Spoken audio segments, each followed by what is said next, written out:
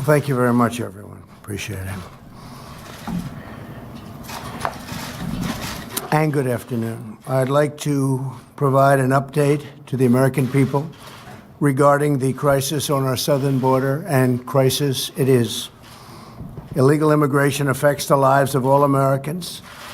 Illegal immigration hurts American workers, burdens American taxpayers, and undermines public safety and places enormous strain on our local schools, hospitals, and communities in general, taking precious resources away from the poorest Americans who need them most.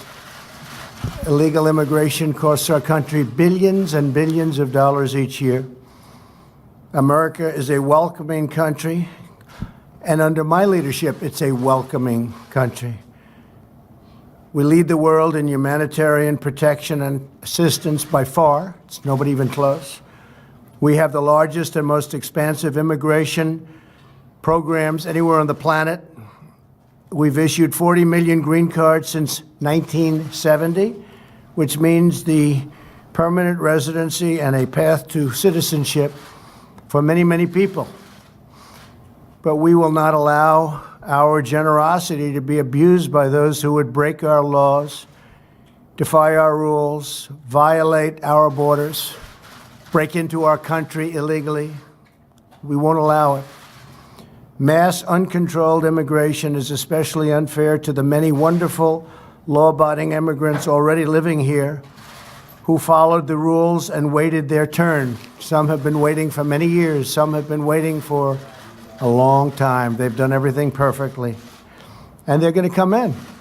At some point, they're going to come in.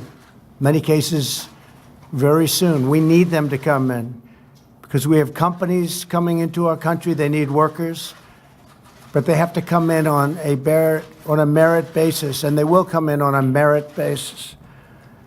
The communities are often left to bear the cost and the influx of people that come in illegally. We can't allow that. There's a limit to how many people a nation can responsibly absorb into their societies. Every day, above and beyond our existing lawful admission programs, roughly 1,500 to 2,000 people try crossing our borders illegally. We do a very good job considering the laws are so bad. They're not archaic, they're incompetent. It's not that they're old. They're just bad. And we can't get any Democrat votes to change them. It's only the Republicans that are in unison. They want to change them. They want to make strong borders, want to get rid of any crime because of the borders, of which there's a lot. And we've done a great job with the laws that we have. We're moving in tremendous numbers of people to get out the MS-13 gangs and other gangs that illegally come into our country. And we're getting them out by the thousands. But this is a perilous situation, and it threatens to become even more hazardous as our economy gets better and better. A lot of the cause of this problem is the fact that we right now have the hottest economy anywhere in the world. It's doing better than any economy in the world. Jobs, unemployment, you look at any number. Right now, we have more workers than any time in the history of our country. We have more people working, which is a tremendous statement. More people working than at any time in the history of our country. And people want to come in, and in some cases, they want to take advantage of that.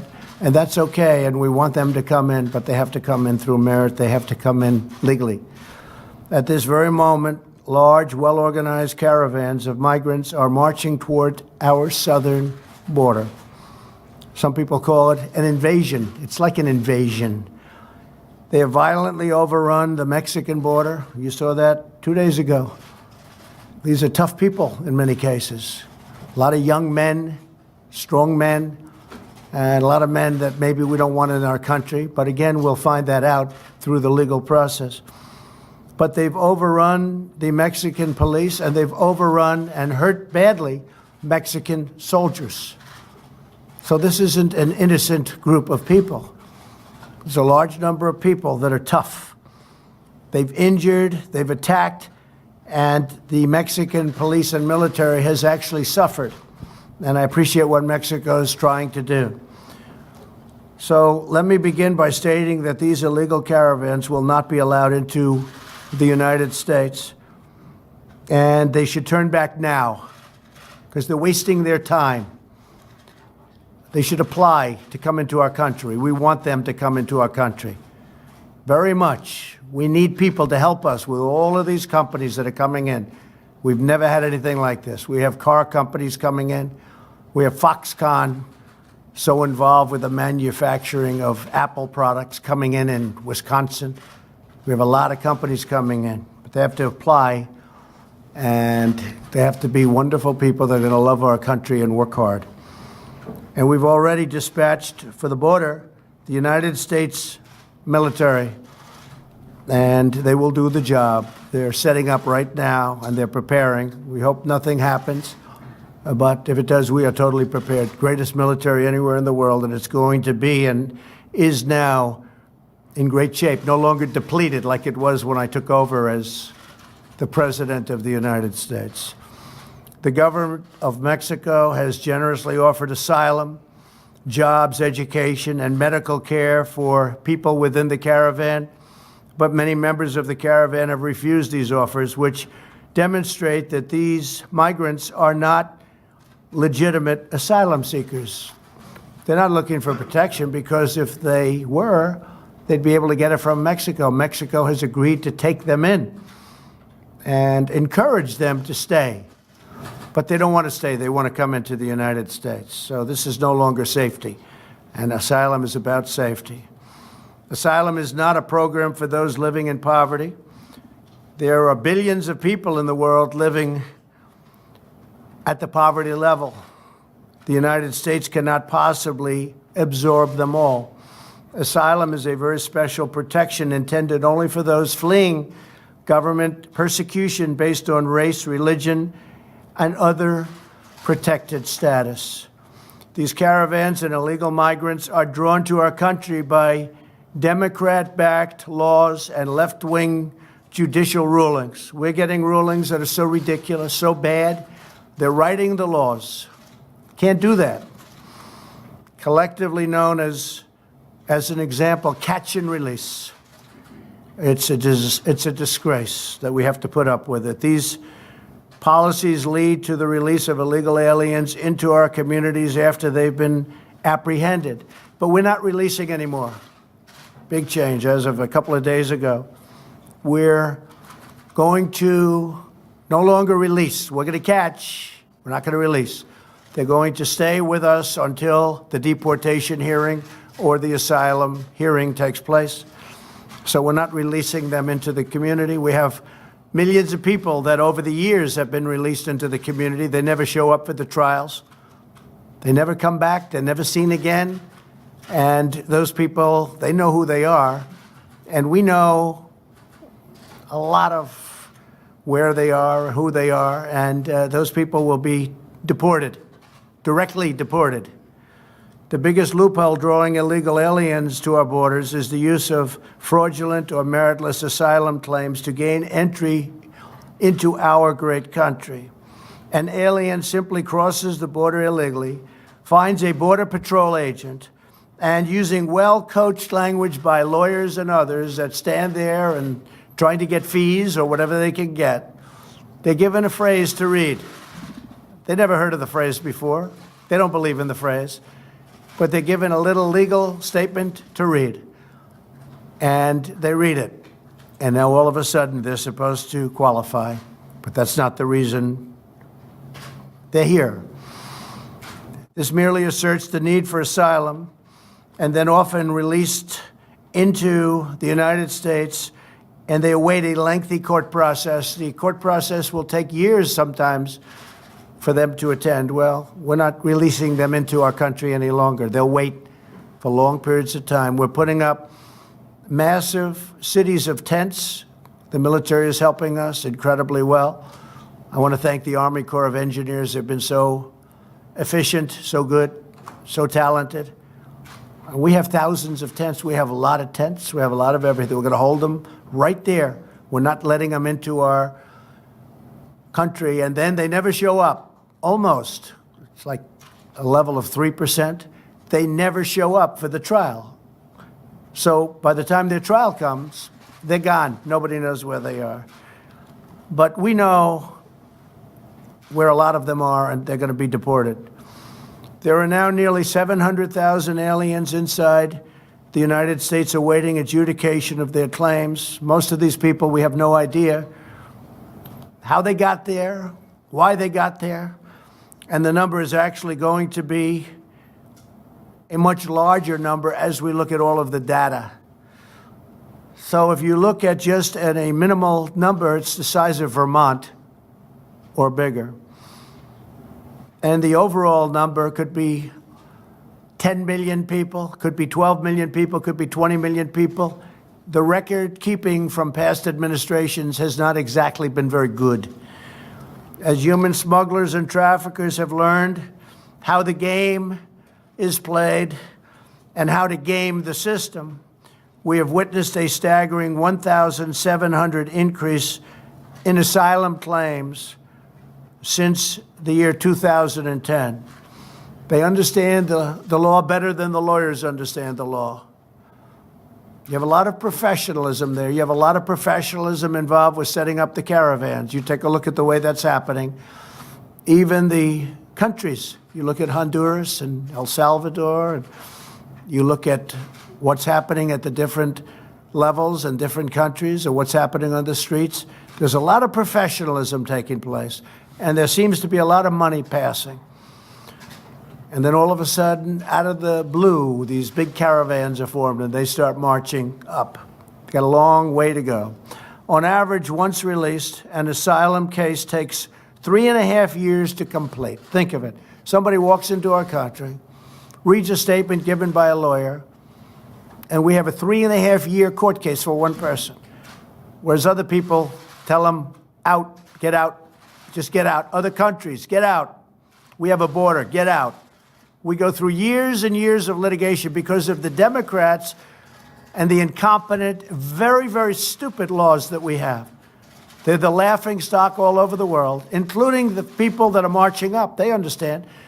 But the difference is we're not allowing them in, and we're not releasing, and we're not doing any of the things that were done for so many years that really are terrible for our country. The overwhelming majority of claims are rejected by the courts, but by that time, the alien has usually long since disappeared into our country. So they never get to see the judge, they never get to have a ruling. They don't care because they're in the country and nobody knows where they are. All told, there are approximately 1 million aliens who have received final orders of removal. They've actually got final orders of removal. You don't have to go to a court anymore. The courts have already issued the orders of removal, and we've gotten a lot of them, but who remain at large in our country. So we're moving them out. This endemic abuse of the asylum system makes a mockery of our immigration system, displacing legitimate asylum seekers, and there are legitimate asylum seekers, while rewarding those who abuse or defraud our system, which is almost everybody. Everybody is abusing it and just doing things to our system which were unthinkable, I'm sure, even by the Democrats who were largely responsible for getting it done. These individuals disrespect the foundations of American government by voluntarily choosing to break the law as their first act on American soil. Furthermore, contained within this giant flow of illegal migration to our southwest border is the movement of illicit and deadly narcotics. It's in the southwest. Most of it comes in. Nearly 100% of heroin in the United States enters through the southern border. Think of that, 100% almost of heroin comes in through the southern border, along with roughly 90% of cocaine and the majority of meth and a substantial portion of the ultra-lethal fentanyl killing our youth. The fentanyl is killing our youth. These drugs destroy the lives and kill much more than 70,000 Americans every single year. And the number goes up and up and up because we are so foolish with our laws that we allow this to happen. A death toll equivalent of the size of an entire American city every year. The current influx, if not halted, threatens to overwhelm our immigration system and our communities and poses unacceptable dangers to the entire nation. Have to have our borders. Can't let drugs come in. It's not just people. It's people, it's drugs, it's human traffickers. Human trafficking is now at the highest level in the world that it's ever been. That's because of the internet. Think of it, human trafficking. You think back 200 years, 500 years, human trafficking, where they steal children, in many cases women, unfortunately. They steal women. They're human traffickers, the lowest scum on earth, the lowest scum on earth. And it's at a level that it's never been worldwide, never been at a level like this. If these caravans are allowed into our country, only bigger and more emboldened caravans will follow. And you see that's what's happening now. We have one that's coming up, and it's being somewhat dissipated as they march, but then other people are joining it. And then it gets bigger. And now, if you look back at Honduras and if you look at El Salvador, other ones are solving, and they're forming. They're forming. You have new ones that are forming. And we call it caravan number 2. Is unbelievably rough, people. Very, very hard for the military to stop it. Our military will have no problem. But very, very hard. Mexico's having a very, very hard time with it. Once they arrive, the Democrat Party's vision is to offer them free health care, free welfare, free education, and even the right to vote. You and the hardworking taxpayers of our country will be asked to pick up the entire tab. That's what's happening. Medical, and in many cases, they've got some big medical problems before they get here. No nation can allow itself to be overwhelmed by uncontrolled masses of people rushing their border. That's what's happening. They are rushing our border. They're coming up. And even before you get to the caravan, just on a daily basis, people coming in. And it's a very bad thing for our country. It's sad in many ways, but it's a very bad thing for a country. And again, costs us billions and billions and billions of dollars a year. And I will therefore take every lawful action at my disposal to address this crisis. And that's what we're doing. The United States military, great people. My administration is finalizing a plan to end the rampant abuse of our asylum system. It's abused, to halt the dangerous influx and to establish control over America's sovereign borders. We've got borders. And once that control is set and standardized and made very strong, including the building of the wall, which we've already started, $1.6 billion spent last year, $1.6 billion this year. We have another 1.6 that will be coming, but we want to build it at one time. All it does is turn people in a different direction if you don't. We want to build it at one time. Under this plan, the illegal aliens will no longer get a free pass into our country by lodging meritless claims in seeking asylum. Instead, migrants seeking asylum will have to present themselves lawfully at a port of entry. So they're going to have to lawfully present themselves at a port of entry. Those who choose to break our laws and enter illegally will no longer be able to use meritless claims to gain automatic admission into our country. We will hold them for a long time if necessary. The only long-term solution to the crisis and the only way to ensure the endurance of our nation as a sovereign country is for Congress to overcome open borders obstruction. That's exactly what it is. It's open borders obstruction. No votes. You can come up with the greatest border plan, the greatest immigration plan. You won't get one vote from a Democrat. They have terrible policy, In many cases, they're terrible politicians, but the one thing I give them great credit for, they vote as a bloc, they stick together. And we will end catch and release. We're not releasing any longer.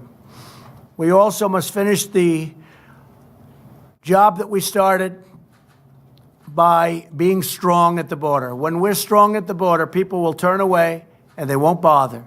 You will see in a year from now, or in certainly a period of time from now, despite our very good economy, which some of them come for that, I can't blame them for that.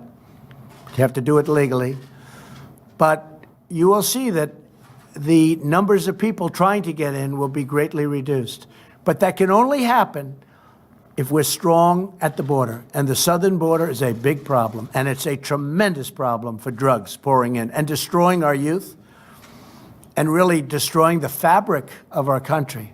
There's never been a drug problem like we have today. And as I said, much of it comes from the southern border. So in the meantime, I will fulfill my sacred obligation to protect our country and defend the United States of America. And this is a defense of our country. We have no choice. We have no choice. We will defend our borders. We will defend our country. Thank you very much. What happens to the children then? If you're in catch and release, what happens to those children? Do they stay? We're working on a system where they stay together, but I will say that by doing that, tremendous numbers, and under the Obama plan, you could separate children. They never did anything about that. Nobody talks about that. But under President Obama, they separated children from the parents. We actually put it so that that didn't happen. But what happens when you do that is you get tremendous numbers of people coming. It's almost like an incentive to, when they hear they're not going to be separated, they come many, many times over. But President Obama separated the children from the parents, and nobody complained. When we continued the exact same law, this country went crazy. So we are going to continue and try to continue what we're doing. But it is a tremendous incentive for people to try. But it's going to be very, very hard for people to come into our country. So we think we'll be able to do that. How do you plan to them firing upon any of these people? Could you see? I hope not. I hope not. It's the military. I hope there won't be that. But I will tell you this, anybody throwing stones, rocks, like they did to Mexico and the Mexican military, Mexican police, where they badly hurt police and soldiers of Mexico, we will consider that a firearm.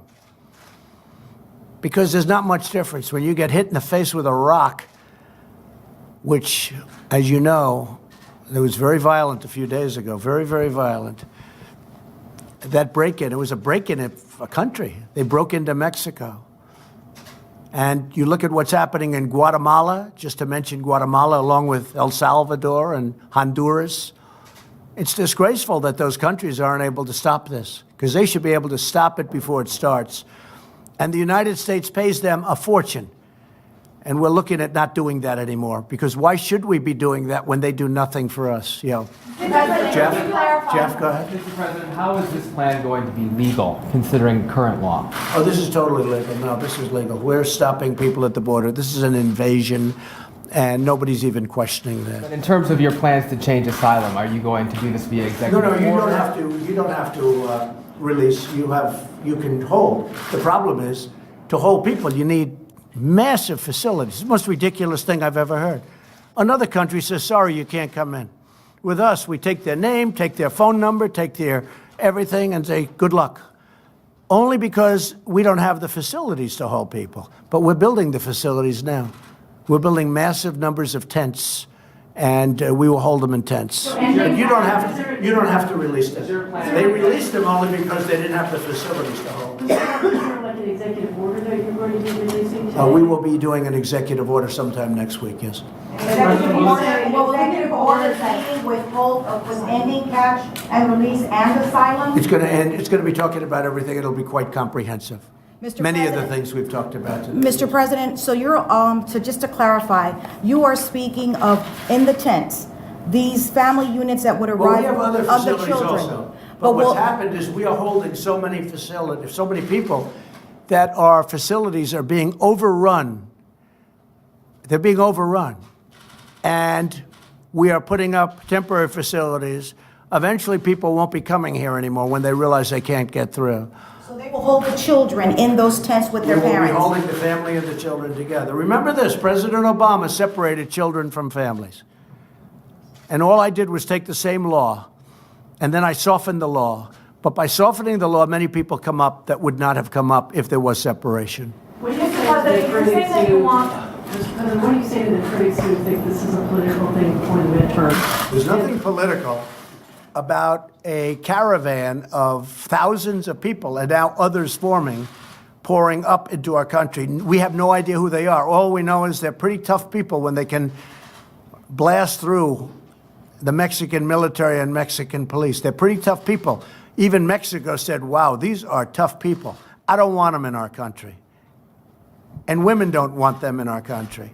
Women want security. Men don't want them in our country, but the women do not want them. Women want security. You look at what the women are looking for. They want to have security. They don't want to have these people in our country, and they're not going to be in our country. It's a very big thing. Yes. when you talk about finalizing a plan to end asylum, is this a plan that will be included in that executive No, people order? are going to have a chance to go for asylum. But if you look at the records, not very many people are allowed to stay once they go to court. But what happens is they were using asylum. First of all, they were told what to say by lawyers and others. Read this statement. You read the statement, and now you're seeking asylum. The whole thing is ridiculous, and we won't put up with it. President Trump, U.S. law and international law says that people who have valid claims have a right to seek asylum. So why would be? Well, why they're would going to go they to be? court. They're going to go to court, as crazy as it sounds. They're going to go, excuse me, ready? They're going to go to court, and a judge is going to determine. But usually when they go to court, they're deported. It just seems that most of the people are deported once they go. The problem is they never end up going to court because when they come in, they're told to come back in a year for a court case, and they disappear into the United States, never to be seen again. But the current laws But we're going doesn't to be, say about holding and they're people in given tent cities. deportation notices. We will be deporting those people. So we're not for a changing law, a changing law. Rocks, rock throwing like that in Mexico, we consider. We will consider that the maximum that we can consider that because they're throwing rocks viciously and violently. You saw that 3 days ago, really hurting the military. We're not going to put up with that. They want to throw rocks at our military fights back. We're going to consider, and I told them, consider it a rifle. When they throw rocks like they did at the Mexico military and police, I say, consider it a rifle. Jeff? Yes, separate topic, sir. Did you offer Heather Nauer the job of UN ambassador? No, she's under very serious consideration. She's excellent. She's been with us a long time. She's been a supporter for a long time, and she's really excellent. So she's under very serious. We'll probably make a decision next week. We have a lot of people that want the job, and there are a lot of really great people, but we'll be talking about that next week And sometime. did you see Oprah Winfrey's comments today? I didn't. What did she say? She was campaigning in Georgia at the same time that Vice President Pence was. At the same time as Excuse me, at the same time the Vice President Pence was encouraging people to vote and Well, that's okay. I mean, look, I was on Oprah's last week of her show. Oprah liked me very much. I've always liked Oprah. You know, Oprah's good, but the woman that she's supporting is not qualified to be the governor of Georgia by any stretch of the imagination. And I'll be in Georgia the next few days, and we have a tremendous, around Macon, we have a tremendous crowd already. Nobody has a crowd like we have because people want to see a great governor of Georgia. And I think Brian's going to be a great governor of Georgia. I think he'll be a fantastic governor. He's totally qualified. She is not qualified to be the governor of Georgia. She's not qualified. And Georgia's a great state. It's a great, great state. Take a look at her past, take a look at her history, take a look at what she wants to do and what she has in mind for the state. That state will be in big, big trouble very quickly. And the people of Georgia don't want that. Question? Received an update on an election integrity. Can you say for a fact that our elections are Yeah. I just met with the FBI, with Chris, and the Justice Department, and with Secretary Nielsen, and they've spent a lot of time and effort and some money on making sure that everything with respect to the election coming up in 5 days is going to be perfect and safe. There will be hopefully no meddling, no tampering, no nothing. And we spent a lot. Now, President Obama had the chance to do that in September before 16, but he chose not to do that because he thought Hillary Clinton was going to win. And while everybody agrees it didn't affect the vote at all, nevertheless, he could have done things that probably would have made it a little more obvious, a little clearer. But he was told by the FBI in September before the election in 16 about potential meddling or potential Russian meddling, and he did nothing about it. He didn't do that because he thought that Hillary Clinton would win. All right, one more. Are you optimistic that you can still get continuing resolutions from last December 7th for Homeland Security Monday? Do you think we're going to even if the Democrats take that are walking? I think we're going to do very well in the election. I must tell you, if you look at the races, if you look at the Senate, which is very important, obviously. I'm leaving today. I'll be in Missouri, and I'll be touching down at a number of places over the next 5 days. But I think we're doing very well in the Senate, and I think we're doing very well in the House. The only problem is with the House, there's so many people. I'd like to stop for every one of them, but there's so many people. But I think we're doing very well in the House. I think people want to see strong borders. I think they want to see security. They want to see good health care. They want to see the things that we're providing. They don't want to have their taxes increased. We're decreasing their taxes. We just announced yesterday, you probably heard, Kevin Brady put it out, a reduction of tax. We're going for a reduction of middle income tax of 10%. The Democrats want to, double up your taxes. In some cases, you have to pay 3 times what you're paying right now in order to get bad health care. And so what we're doing is something that I think the people want, and I think we're going to do very well in the election, even though history says that whoever the president may be, it trends the other way. It certainly does seem that way, but nobody's ever been president that has the greatest economy in the history of our country. This is the greatest economy in the history of our country. These are the greatest unemployment and employment numbers in the history of our country. Nobody's ever had that to campaign with, so I do. Thank you all very much. I appreciate it. Thank you.